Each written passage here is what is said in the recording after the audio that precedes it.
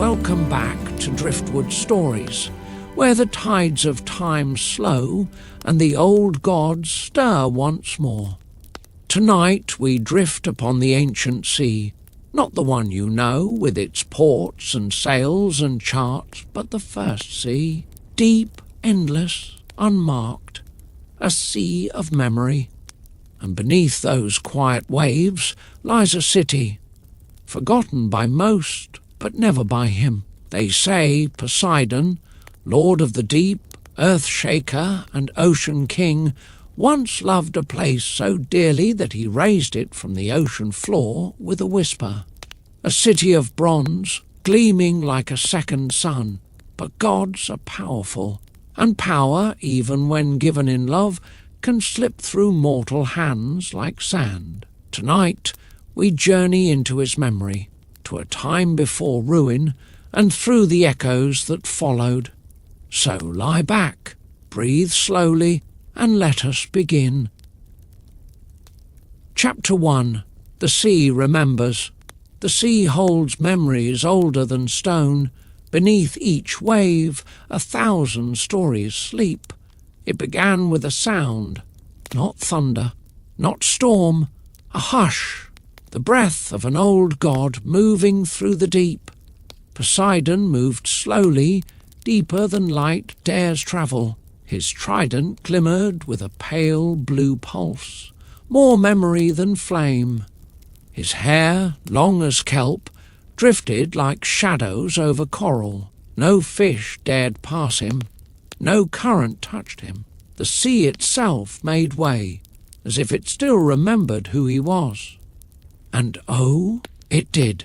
Down here, where ruin slept in silence, the sea did not forget. He passed whalebones and broken vessels, their timbers bleached by salt and time. Among them, a statue's hand, still outstretched as if reaching for air. He paused, just briefly. His ancient eyes studied the hand, moss-covered and alone. He knew this place. Not just the shape of it, the weight, the soul of it. Long ago, before mortals raised temples, before they etched his name into marble and begged for calm winds, Poseidon had raised something greater than shrines. An island, an idea, a city made of bronze and love and ambition. Atlantis. Not the Atlantis whispered of by scholars and sailors, the true one, the first. Before it was myth, it was his gift. And now it slept beneath him. He drifted lower toward the seabed. Sand parted gently, revealing weathered stairs. Once these steps had led to a grand temple, open to the skies and sea winds. Now they led only to memory. The god placed one foot upon the stone. It did not shake. It did not welcome him. It simply waited. Like everything else, he descended in silence. As he moved, the water thickened, not with pressure, but with presence, the kind that wrapped around the bones, whispering of what once was. He felt it not as pain, but ache, old sorrow pressed into coral and tide. The sea was remembering too. He passed pillars bent sideways by time, carved with ancient sigils long since lost to man. Murals of dolphins and sun chariots stared from fractured walls, their colours faded but proud. He paused before one, two boys, twins, standing atop a mountain, a trident held between them. Atlas and Gadaros, his sons, mortal, yes, but born of him. The sea ran through their veins like silver. He had loved them fiercely, not as a god loves worshippers, but as a father loves hope. Atlantis was for them, a kingdom to unite them, a place to teach them balance. But balance is a lesson slow to bloom in hearts that beat with fire. He tore his gaze from the mural. The current stirred around him, whispering again, Not voices, not exactly, more like the impression of voices, laughter long gone, a harp's note lingering in salt. The patter of sandals on stone courtyards now broken and buried. Atlantis had not died in a day. It had dimmed as stars do, until only a cold ember remained. He stepped into the temple, or what remained of it. 4 pillars still stood, though seaweed crowned them now. The roof was gone. Moonlight filtered faintly from far above, reaching down in silver ribbons. The statue at the centre was headless, but the base still read in ancient tongue, "To Poseidon, keeper of waters, father of peace." He did not smile, he did not weep. He simply knelt. The god who once stirred oceans with a word knelt in the ruined court of his own devotion. He placed a hand on the base of the statue. The bronze was cool, but he felt the warmth that once was. 100,000 hands placing flowers, lighting fires, whispering prayers. For a time there had been joy here. Not just splendour, but song. The people of Atlantis had laughed once, and danced, and held hands beneath bronze archways kissed by sea spray. They had sung to dolphins and raced the wind. They had built, not from fear, but from wonder. And then pride crept in. The illusion of permanence, that deadly sweetness. They thought the sea would always bless them. That gods did not watch. That foundations built on favour could not crack. But even love has rules. Even gods can break. Poseidon rose slowly. Around him the seas sighed. A slow, ancient breath. His trident pulsed again, and with a quiet command, the water shifted. From the silt rose images, not real, not solid, but shadows of memory. The city, whole once more. Towers of bronze gleaming like fire in the sun. Bridges arched over canals filled with bright boats. The laughter of children, music on balconies. And in the distance, the roar of the sea, friendly then, eager. He saw himself, too, not as he was now, but younger, proud, radiant, a god with open hands. The vision held for only a moment. Then, like smoke on a tide, it faded. The ruins returned. Silence fell again, but in Poseidon's heart something had stirred. Not rage, not sorrow, resolve. The sea remembers, yes, but it also carries forward. It flows, it heals. There was more to remember yet, more to confront. He turned, casting one last look at the broken temple. His trident shimmered brighter now, as if awakened. And Poseidon began to walk, through the ruined avenues of his lost city, through silence, through memory, through the deep. Chapter 2, Children of the Deep. In the beginning the twins stood side by side, one with eyes of sunrise, the other of twilight, both crowned by the sea. Long before ruin there was rising. The island had emerged from the sea in a burst of divine will, not with fury, but with grace. Waves had parted like curtains, revealing bronze streets and pearl towers kissed by sunlight. Seabirds circled in wonder. Even the clouds had paused. Poseidon, in his glory, had walked those shores with bare feet and bare heart. And there, on that sacred sand, he gave his gift, not to priests or kings, but to 2 boys watching the sea with wonder in their eyes. Atlas and Gadaros, twins, though not in all things. Atlas, the elder by a breath, had a mind like a mountain, high, vast, and slow to move. His voice carried command even before he knew the word for rule. Gaderos was his echo, quicker, hungrier, a spirit made of wind and fire. Where Atlas stood still, Gaderos danced. Poseidon loved them both, not for their perfection, but for their promise. They were mortal, yes, but made of stronger stuff. Curiosity, courage, and a spark of something ancient. To them he gave the island.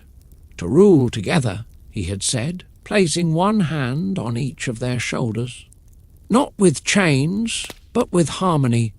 This city is not a throne, it is a mirror. They had nodded then, eyes wide with awe, and for a time the mirror gleamed. Atlantis bloomed. The bronze towers rose higher each season, etched with sea glyphs and crowned with white sails. Aqueducts carried water that sang. Gardens bloomed in spirals, each petal arranged by wind and sunlight. Dolphins leapt in mirrored canals, their backs adorned with coral bells.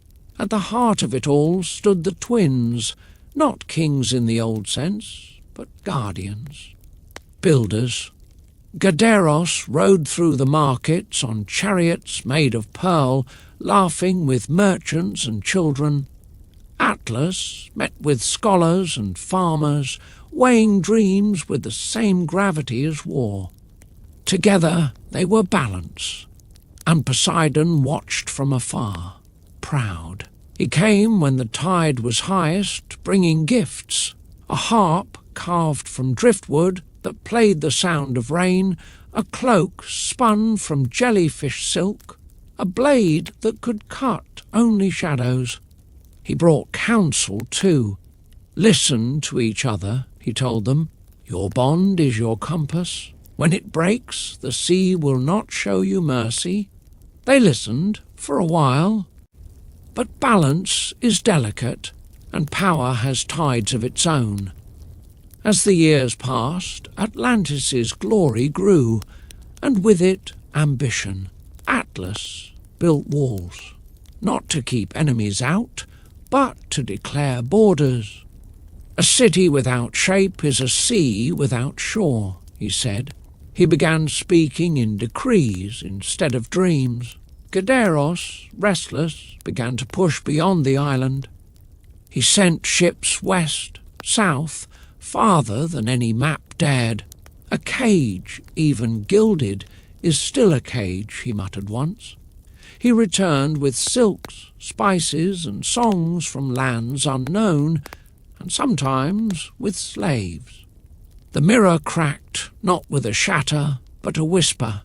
The people noticed, not at first, not in the way children notice the first chill of autumn, but slowly. A market festival cancelled, a statue defaced. 2 armies trained separately, just in case. Poseidon felt it, though they no longer called him. He came once more, uninvited. He found them in the high tower, Atlas draped in maps, Gaderos drunk on stories.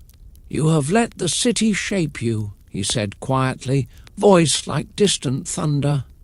We have shaped it, Atlas replied, proud.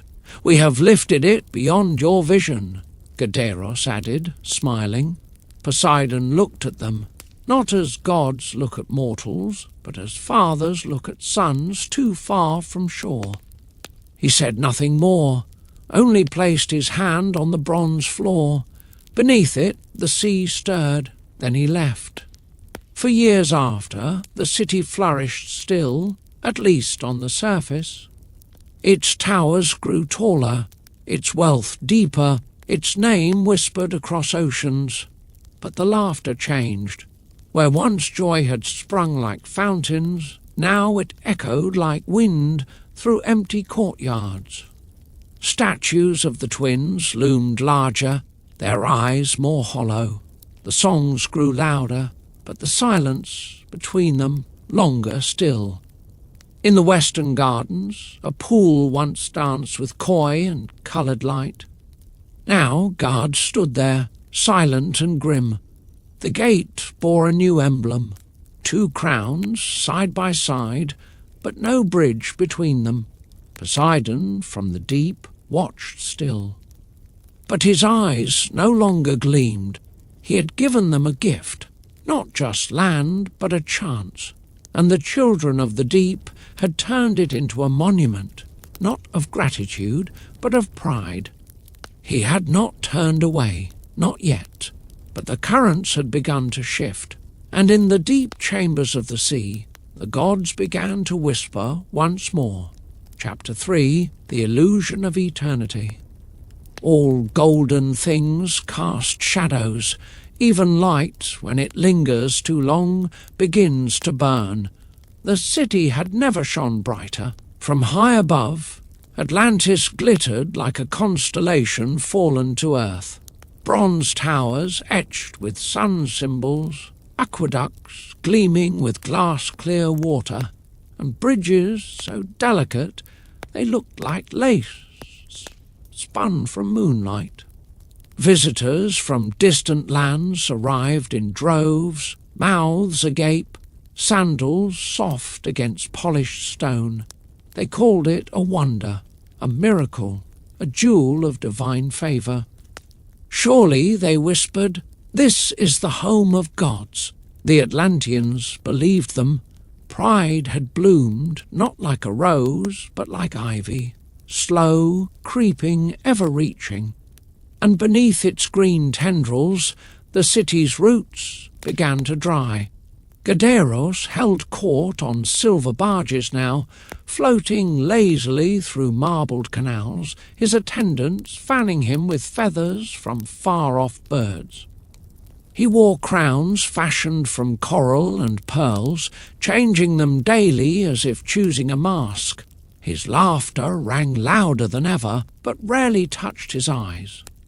Atlas ruled from high towers, cloistered in stone and silence. His scholars mapped the stars and redrew the laws of the city, every decree stamped not with Poseidon's trident, but a sigil of his own design, a stylized mountain wrapped in flame. The twin kings, once brothers of the tide, now orbited each other like cold moons, never meeting, never colliding, but never close. Yet Atlantis did not see this as decline. To its people it was evolution. Statues multiplied across the plazas, not of the gods, but of men, of the twins, of generals and builders and singers. Temples once filled with salt offerings and soft hymns now echoed with coins and empty ritual. Priests became bankers, pilgrims became tourists. The sea, once sacred, became scenery. Even the tide seemed quieter now. Poseidon no longer came, or if he did, he came unseen, unheard, a presence in the undertow, a whisper in the barnacles. Still, the people celebrated. They crafted a new festival, the day of the crown dawn, a tribute not to Poseidon, but to the founding of Atlantis itself. Dancers in gold silk paraded through the city, waving banners of bronze and crimson. Children sang hymns to prosperity. No prayers were sent to the sea. On that day, a great mirror was unveiled in the central square, taller than any man, framed in orichalcum. To reflect the glory of Atlantis, they said. It did, too well. The mirror showed beauty, power, grandeur, but also cracks, hairline fractures beneath the polish, a shimmer that flickered as if the city's light was too sharp to be real. No one noticed, or rather, no one wished to see. The illusion of eternity is not made of lies. It is made of half-truths, whispered often enough that even the wise begin to nod. And so the city danced on. Ships bearing ivory and cinnamon arrived in armadas. Architects tore down older halls to build newer, taller ones. Underground vaults filled with coins that no longer bore the sea god's crest. Beneath it all, the island trembled. Not visibly, not with panic, but gently, like a sleeper stirred by distant thunder. The ground grew warmer, fissures opened in the gardens and were quickly paved over. The canals, once cool and clean, began to taste of salt. Still, no one spoke of decline. Instead, they commissioned a new tower, higher than any before, made from a secret alloy that shimmered like morning mist. It would house the eternal flame, a fire promised never to die. The flame of Atlantis, they called it, a light to last forever. Poseidon watched as it rose, higher than the cliffs, higher than the eagles, almost reaching the clouds. He said nothing, but the sea stirred, not in anger, not yet, in mourning. For Atlantis was no longer a city of balance. It had become a mirror, one that showed only the face it wished to see. And all mirrors, in time, must crack. It came not with an earthquake, not with a flood, but with silence. One morning a songbird failed to sing. The fountain in the Hall of Blossoms ran dry. A ship from the east did not arrive. Then another, and another.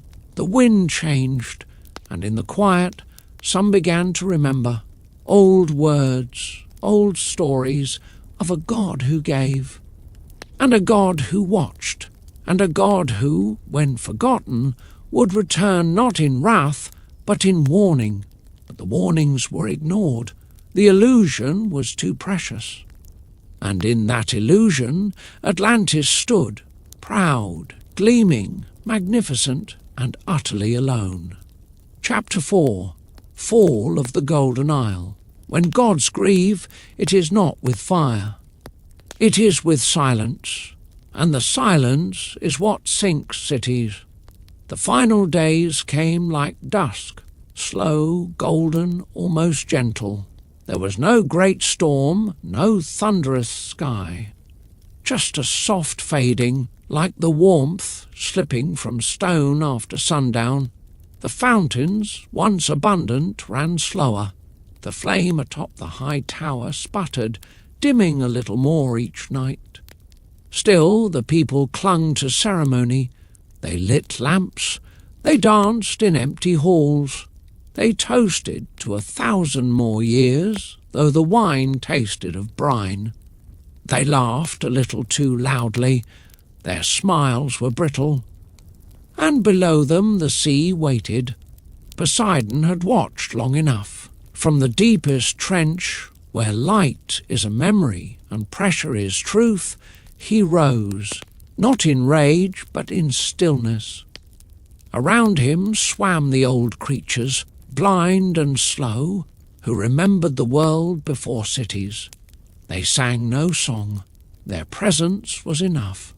He rose through the silence, passing drowned groves and broken altars.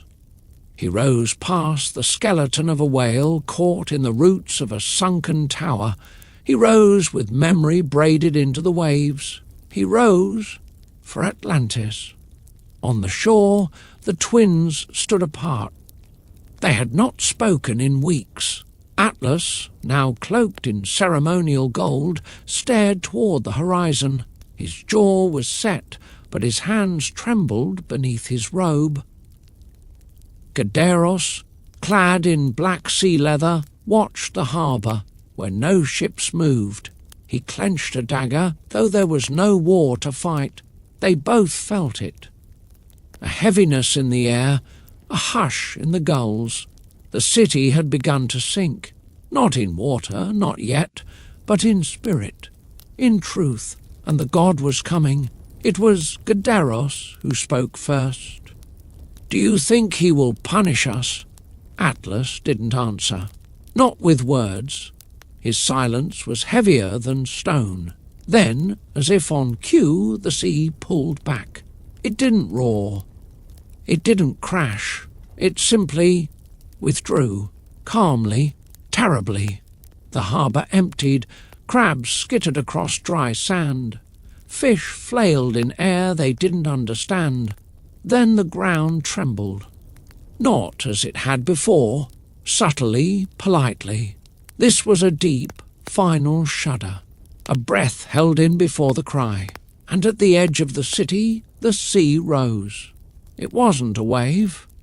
It was a wall, clear, cold, tall as the tower, shaped not by storm but by will, Poseidon's will.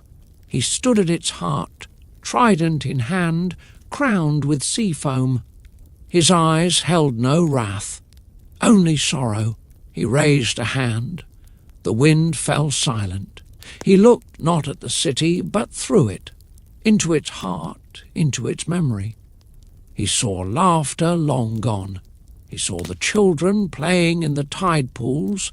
He saw the bronze mirrors, polished so brightly they reflected nothing.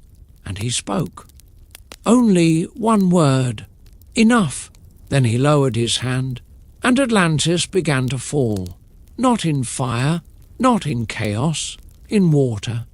It was quiet, almost beautiful, the way a dream dissolves upon waking. The bronze towers shivered, their seams bursting. Gardens vanished beneath glassy tides. Statues cracked at the eyes. The great mirror in the square shattered with a sound like the world sighing. People ran. Some prayed, some didn't. The sea gave them no answer. Atlas stood upon the highest terrace, unmoving. As the water rose, he simply closed his eyes. Gadaros, defiant to the last, cast his dagger into the deep and howled at the wind. It did not howl back. The sea covered them both, and still Poseidon watched. He watched until the highest spire vanished beneath the foam. He watched until the last echo of music slipped into silence. Then he turned and walked the drowned streets. The water was still now, heavy with memory. The city lay quiet, its bronze bones glinting faintly in the dim light. No more pride, no more illusion, just ruins and the god who once loved them. He passed the old temple, now split down the middle.